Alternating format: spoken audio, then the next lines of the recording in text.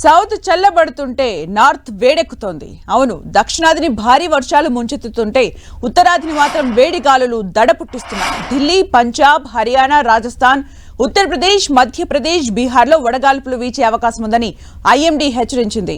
రానున్న 4 రోజుల్లో ఉక్కపోత పరిస్థితులు ఉండే అవకాశం ఉందని తెలిపింది. ఢిల్లీ, పంజాబ్, హర్యానా, రాజస్థాన్లను ఐఎండీ ఆరెంజ్ అలర్ట్ జారీ చేసింది. పంజాబ్, హర్యానా, ఢిల్లీ, రాజస్థాన్లోని కొన్ని ప్రాంతాల్లో వడగాల్పులు ఎక్కువగా వీచే అవకాశం ఉందని సూచించింది. మరోవైపు ఈ నెల 20న ఉత్తరప్రదేశ్, మధ్యప్రదేశ్, పశ్చిమ బెంగాల్, బీహార్, ఒడిశా, జార్ఖండ్, గుజరాత్లో హీట్ వేవ్స్ భారీగా ఉండే అవకాశం ఉందని ఐఎండీ తెలిపింది. దేశ రాజధాని ఢిల్లీలో రేపు 45 డిగ్రీల ఉష్ణోగ్రత నమోదయ్యే అవకాశం ఉందని అధికారులు హెచ్చరించారు.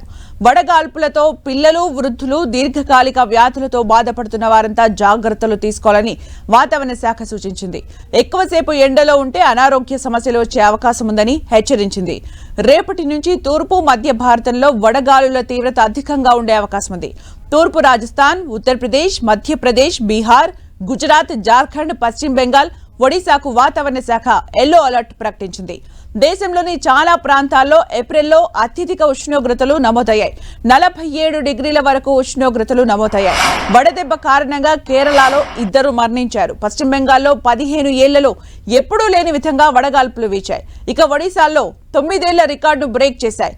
ఏప్రిల్, జూన్ కాలంలో దేశంలో విపరీతమైన వేడి ఉంటుందని ఐఎండీ ముందుగానే హెచ్చరించింది. నార్త్ను ఇలా హీట్ వేవ్స్ దడ పుట్టిస్తుంటే దక్షిణాదిని వర్షాలు ముంచెత్తుతున్నాయి. తమిళనాడు, కేరళ, కర్ణాటకలో రానున్న 4 రోజుల్లో భారీ నుంచి అతి భారీ వర్షాలు కురిసే ఛాన్స్ ఉందని తెలిపింది.